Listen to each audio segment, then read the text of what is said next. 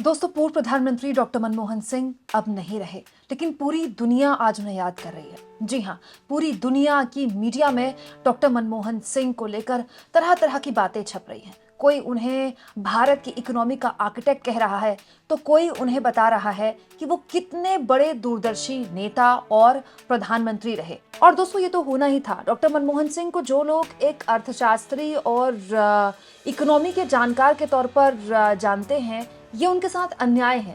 Actually doctor Manmohan Singh ने प्रधानमंत्री रहते हुए विदेश नीति का जो डंका दुनिया भर में बजाया, उसी की वजह है दोस्तों कि आज दुनिया भर में भारत की इतनी बड़ी धाक है। या फिर आप ये कह सकते हैं कि डॉक्टर मनमोहन सिंह ने वो नींव रखी विदेश नीति की, जिसकी वजह से पूरी दुनिया में आज भारत का डंका बज रहा है। कैसे प्रधानमंत्री रहते हुए विदेश नीति पर बारीकी से काम किया डॉक्टर मनमोहन सिंह ने, इस वीडियो में मैं आपको ये भी बताऊंगी और साथ में ये भी बताऊंगी कि इंटरनेशनल मीडिया में डॉक्टर मनमोहन सिंह के लिए क्या क्या छप रहा है उनके निधन के बाद।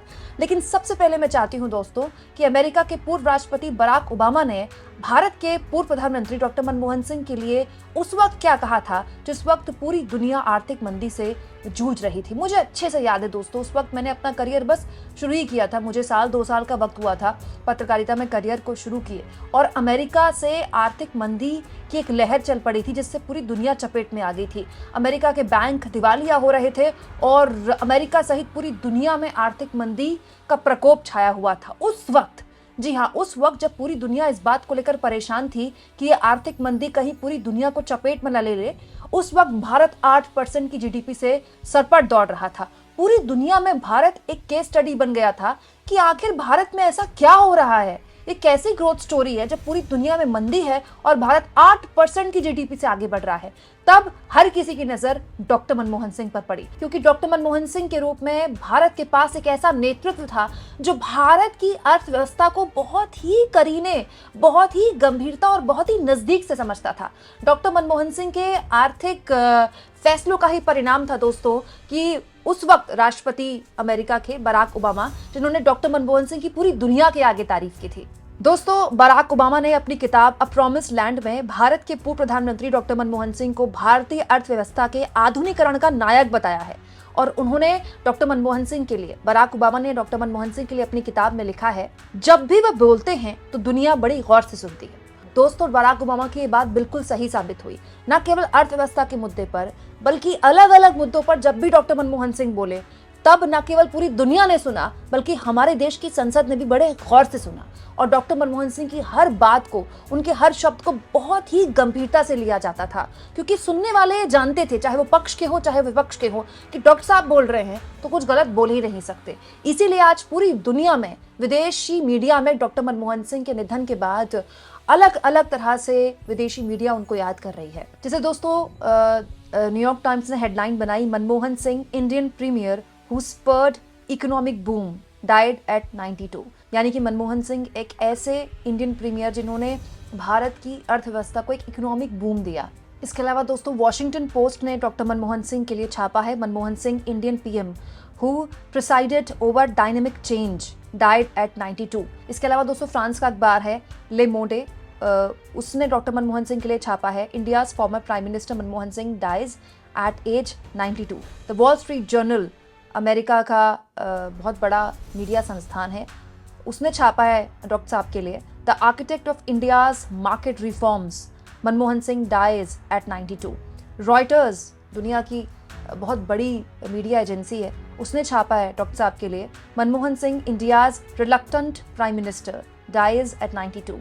इसके साथ साथ दोस्तों, बांग्लादेश के अखबार हों या फिर पाकिस्तान के अखबार हों, अमेरिका के अखबार हों या फिर दुनिया के किसी बड़े मुल्क के अखबार हों, हर जगह डॉक्टर मनमोहन सिंह के नाम की हेडलाइन छप रही है। हर जगह डॉक्टर मनमोहन सिंह को भारत के आर्किटेक्ट के तौर पर याद किया जा रहा है। वाकई में आज अगर हम 5 ट्रिलियन इकोनॉमी का सपना देख पा रहे हैं, आज अगर हम पूरे गुमान से कह पा रहे हैं दोस्तों कि हम 5वीं सबसे बड़ी इकोनॉमी हैं और तीसरी सबसे बड़ी इकोनॉमी बनने का सपना हम देख पा रहे हैं, इसका एक विजन हम रख पा रहे हैं, तो उसके पीछे केवल और केवल डॉक्टर मनमोहन सिंह के अथक प्रयासों के बिना ये पॉसिबल ही नहीं था, क्योंकि उसकी नींव डॉक्टर मनमोहन सिंह ने वित्त मंत्री रहते हुए दशकों पहले रखी थी। भारत को आर्थिक उदारीकरण के लिए जिस तरह से डॉक्टर मनमोहन सिंह ने तैयार किया, वित्त मंत्री रहते हुए उसकी नींव रखी और बिना डरे उस और कदम बढ़ाया जिसके लिए बड़ी बड़ी बातें संसद में बोली जा रही थी कि भारत को एक बार फिर से गुलाम बनाने की तैयारी की जा रही है। लेकिन डॉक्टर मनमोहन सिंह अपने विजन के लिए वित्त मंत्री के तौर पर नरसिम्हा राव की सरकार में तैयार थे। उनको पता था कि उस वक्त भारत की जरूरत है आर्थिक उदारीकरण करना, भारत की अर्थव्यवस्था के दरवाजे खोलना उस वक्त भारत की पहली प्राथमिकता थी। और दोस्तों, वहां से लेकर आज तक हमने ये सफ़र तय किया है कि आज हमारे शहरों में बड़ी बड़ी एमएनसीज हैं, आज हम एफडीआई की बात कर रहे हैं, आज हम विदेशी निवेश की बात कर रहे हैं, आज हम बड़े गुमान से कह रहे हैं कि हम दुनिया की सबसे बड़ी मार्केट है। वो इसीलिए दोस्तों कि इसके लिए डॉक्टर मनमोहन सिंह ने तैयार किया हमारी इकोनॉमी को। और ये नहीं दोस्तों, डॉक्टर मनमोहन सिंह को केवल एक अर्थशास्त्री के तौर पर अगर हम याद करते हैं तो ये उनके साथ ज्यादती होगी। डॉक्टर मनमोहन सिंह एक शानदार विदेशी जानकार थे और पीएम रहते हुए भारत की जो विदेश नीति थी उसमें बड़े करीने से डॉक्टर साहब ने काम किया। दोस्तों, 2004 में डॉक्टर साहब ने जब पीएम पद का कार्यभार संभाला अटल बिहारी वाजपेयी के बाद, तो एक दुनिया भर में कौतूहल था, भारत में एक तरह की जिज्ञासा थी कि विदेश नीति किस तरह की रहेगी भारत की। लेकिन जो काम वाजपेयी ने शुरू किया था, डॉक्टर मनमोहन सिंह ने उसको काफी आगे बढ़ाया। दोस्तों, डॉक्टर साहब ने भारत को एक जिम्मेदार परमाणु हथियार संपन्न देश के रूप में स्थापित करने के महत्व को समझा। उन्होंने एनएसजी से क्लीन चिट हासिल की ताकि अमेरिका के साथ भारत के असैन्य परमाणु समझौते को आगे बढ़ाया जा सके।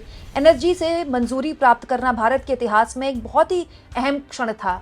एस जयशंकर, जो आज विदेश मंत्री, एक ब्यूरोक्रेट के तौर पर जयशंकर साहब ने डॉक्टर मनमोहन सिंह के साथ काम किया है और अपने काम को उस दौर को वो एक बहुत ही ऐतिहासिक और बहुत ही अच्छे दौर की तरह याद करते हैं। और खुद एस जयशंकर भी मुरीद रहे हैं डॉक्टर मनमोहन सिंह की।